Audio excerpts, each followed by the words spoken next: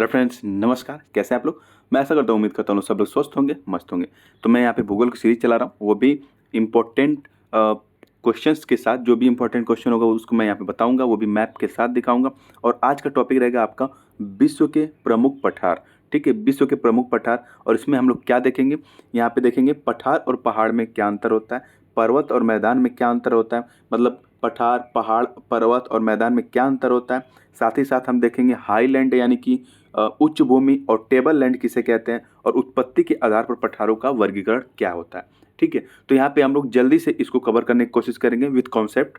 आपको यहाँ पे जो भी इंपॉर्टेंट प्रश्न होगा उसको भी मैं यहाँ पे बता दूंगा। ओके, तो चलिए देर न करते हुए शुरू करते हैं। और यहाँ पे ये भी देखेंगे कि ये फिटकू जो है ना, फिटकू को क्या समस्या है वो भी यहाँ पे हम लोग देखेंगे। ओके, तो चलिए देर न करते हुए शुरू करते हैं आज की क्लास। उससे पहले मैं आपसे एक रिक्वेस्ट करूँगा कि ज़्यादा से ज़्यादा वीडियो को लाइक सब्सक्राइब करना ना भूलें प्लीज़। ठीक है, इसको शेयर करते रहिए।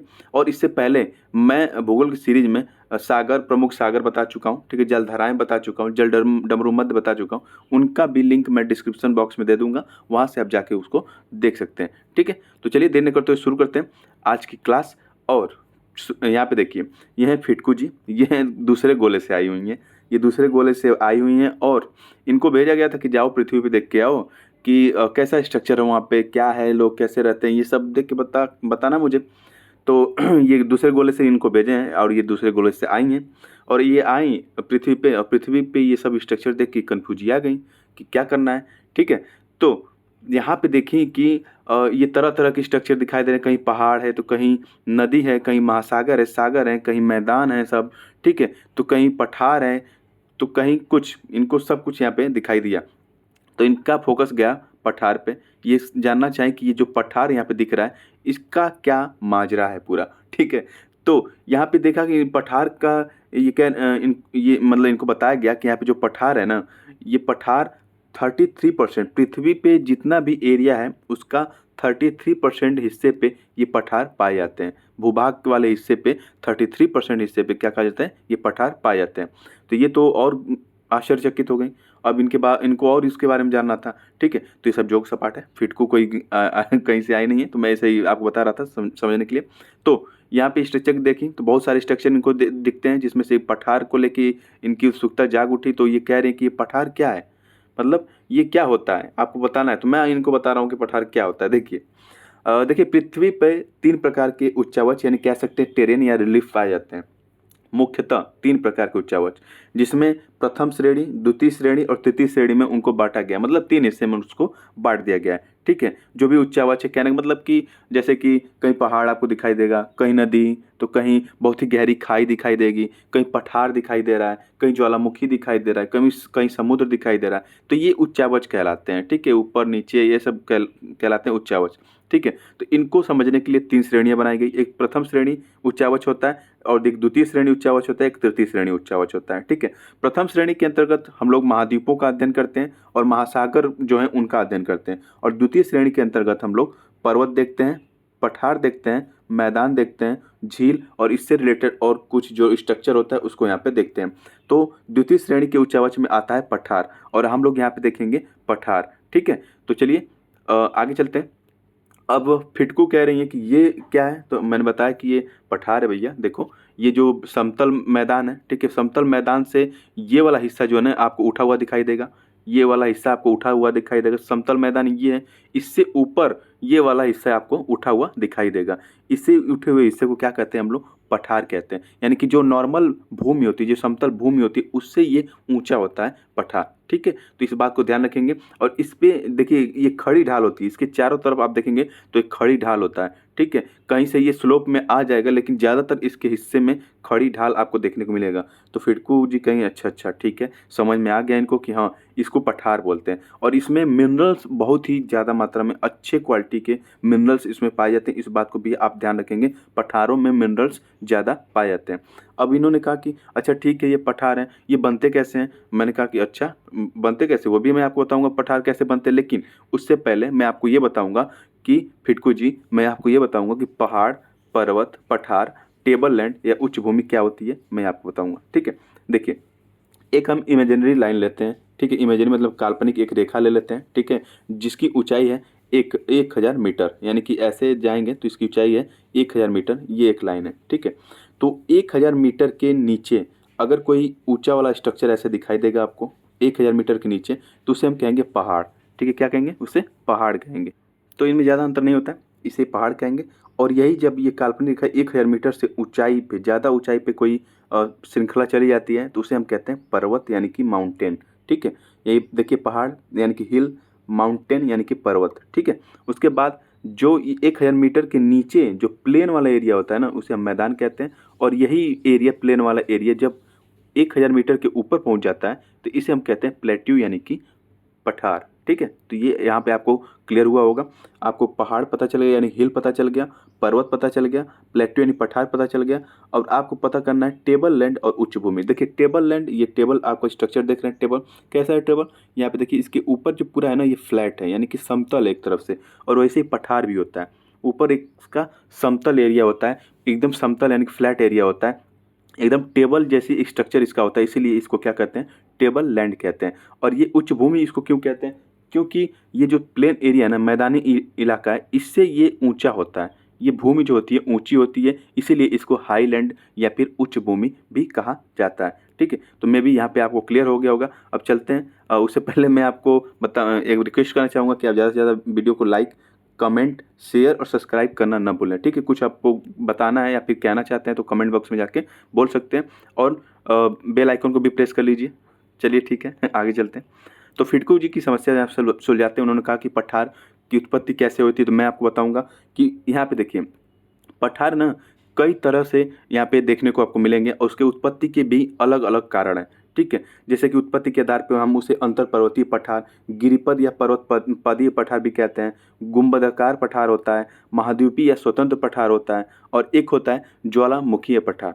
ठीक है, एक होता है ज्वालामुखी पठार। तो इन सब के बारे में मैं एक एक लाइन यहाँ पे आपको बताना चाहूँगा। ठीक है, तो चलिए, तो यहाँ पे देख लीजिए, उत्पत्ति के आधार पर ये वर्गीकरण यहाँ पे आपको दिखाई देगा। और यहाँ पे कुछ चित्र भी मैंने यहाँ पे लगा रखे हैं, जिससे मैं आपको क्या करूँगा, यहाँ पे समझाऊंगा।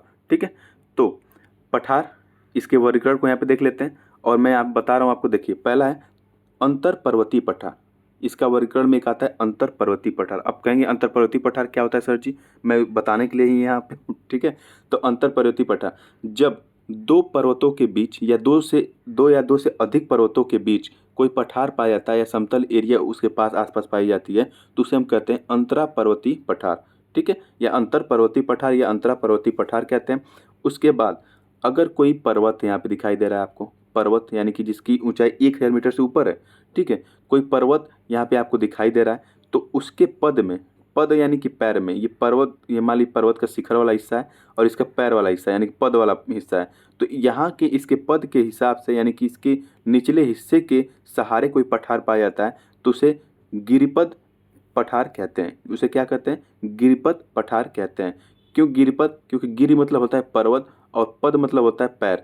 ठीक है, तो पर्वत के पैर में अगर कोई पठार यहाँ पे से रिलेटेड अगर कोई पठार यहाँ पे स्थित है, तो उसे हम कहते हैं गिरिपद पठार। ठीक है, इस बात को थोड़ा सा ध्यान रखिएगा। अगर यहाँ पे देखें अंतर पर्वतीय जो पठार है, इसका उदाहरण आपको तिब्बत का पठार देखने को मिल जाएगा। ओके, और अगर हम गिरिपद पठार की बात करें, तो यहाँ पे इसका उदाहरण पेंटागोनिया का जो पठार है वो देखने को मिल जाएगा, गिरिपद पर्वत का, सॉरी, पठार का उदाहरण। ठीक है, गुंबदाकार, यहाँ पे जैसे कि नीचे जो पृथ्वी का स्ट्रक्चर आपको पता है, वहाँ से और कोई हलचल होती है और कोई फोर्स ऊपर पड़ता है, जैसे ये पृथ्वी है, ठीक है, इसके अंदर कोई फोर्स उत्पन्न होता है जिससे कि ये भूमि जो ऊपर की है थोड़ी सी ऊपर उठ जाती है, गुंबद के आकार की बन जाती है। ठीक है, इस तरह से गुंबद के आकार की बन जाती है। तो ऐसे पठार को क्या कहते हैं? गुंबदाकार पठार कहते हैं। जैसे भारत का जो छोटा नागपुर का पठार है वो एक गुंबदाकार पठार है। ठीक है, आगे चलें, तो एक होता है महाद्वीपीय या स्वतंत्र पठार। महाद्वीपीय या स्वतंत्र पठार जैसे कि कैनेडियन शील्ड हो गया, साइबेरियन शील्ड हो गया, उसे महाद्वीपीय या महाद्वीपीय या स्वतंत्र पठार कहते हैं। जैसे देखिए, मैं दिखाऊँ यहाँ पे, देखिए ये जो है ना, ये है साइबेरियन शील्ड। यहाँ पे ये महाद्वीपीय और महाद्वीपीय या स्वतंत्र पठार इसलिए कहा जाता है क्योंकि इसके आसपास कोई पर्वत श्रेणी नहीं, या इसके आगे पीछे कोई पर्वत श्रेणी नहीं पाई जाती, बल्कि इसके एक तरफ पाया जाएगा समुद्र। ठीक है, एक तरफ पाया जाएगा समुद्र और एक तरफ पूरा रहेगा मैदानी इलाका।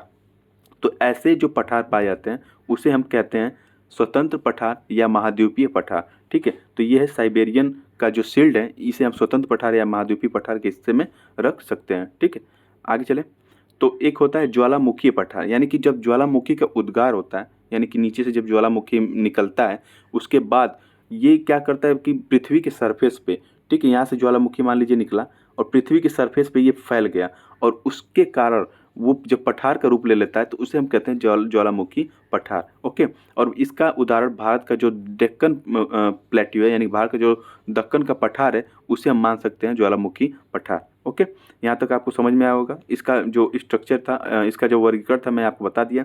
साथ ही साथ एक और प्रश्न यहाँ से आपको पूछा जाता है, पूछेगा आपसे कि टेलीग्राफिक जो पठार है, टेलीग्राफिक का जो पठार है वो किस महासागर में स्थित है। तो आप बताएंगे टेलीग्राफिक का पठार अटलांटिक महासागर में स्थित है, अटलांटिक महासागर में स्थित है।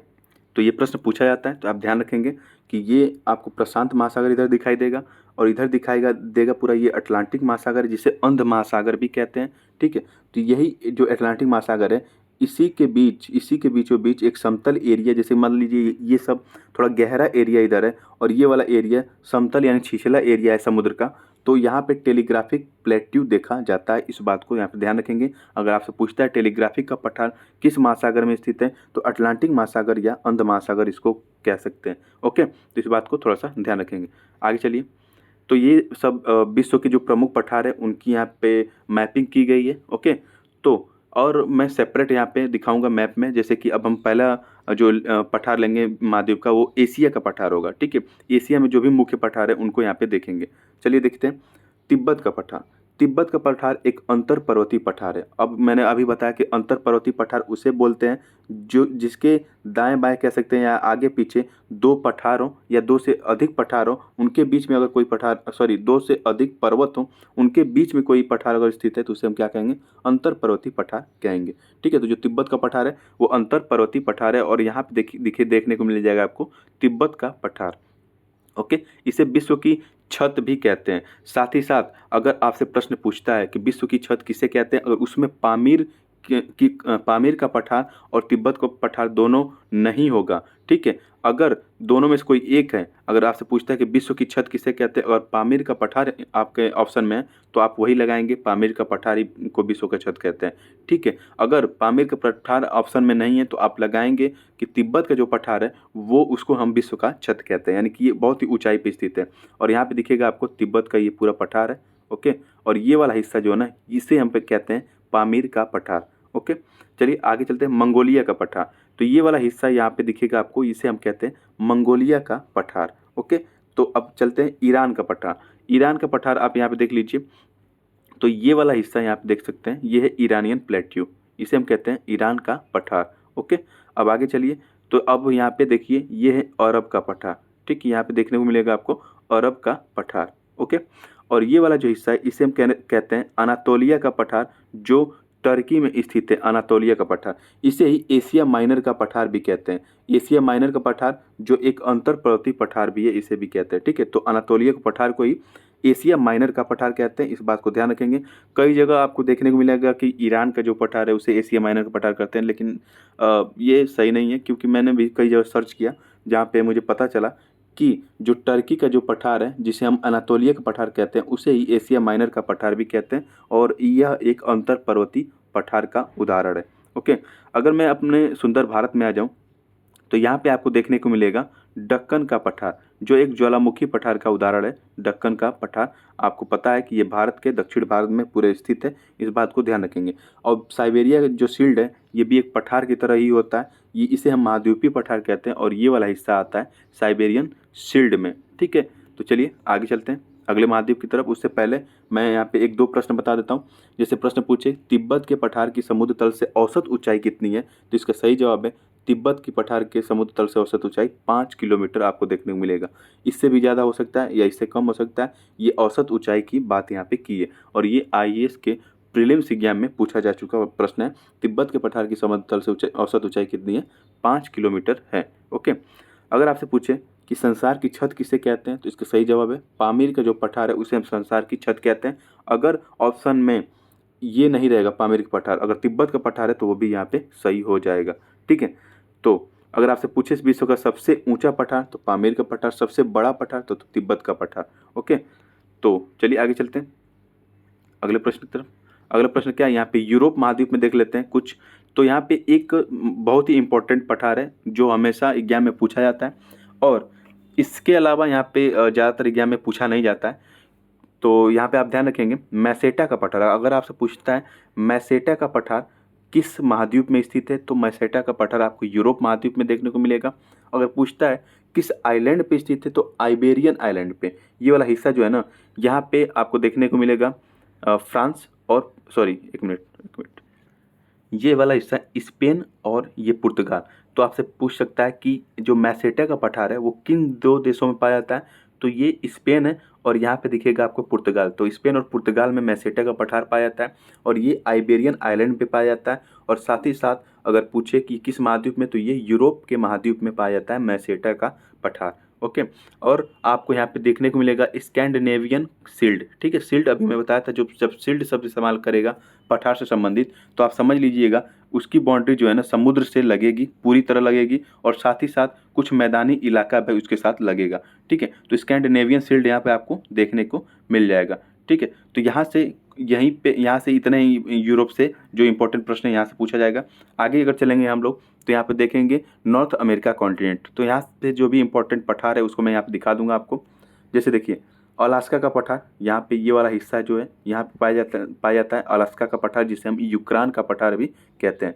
आगे चलिए तो कोलंबिया का पठार यहाँ पे देखने को आपको मिलेगा अमेरिका में, कोलंबिया का पठार। ओके, इसके साउथ में जाएंगे तो ग्रेट बेसिन का पठार आपको देखने को मिलेगा, यहाँ पे ग्रेट बेसिन का पठार। इसके साउथ में कोलोराडो को पठार मिलेगा, और इसके साउथ में यानी कि मैक्सिको में अगर हम चले आएंगे तो मिलेगा मैक्सिको का पठार, यानी कि इसको हम बोलते हैं चियापास का पठार। ठीक है, चियापास का पठार या मैक्सिको का पठार। उसके बाद अगेन फिर से हम यूएसए में आ जाएंगे तो यहाँ पे देखने को मिलेगा आपको ओजार्क का पठार। ठीक है, ओजार्क का पठार। और ये इधर अगर आएंगे हम लोग तो देखिए ये वाला जो हिस्सा है ये लॉरेंसिया का हिस्सा है।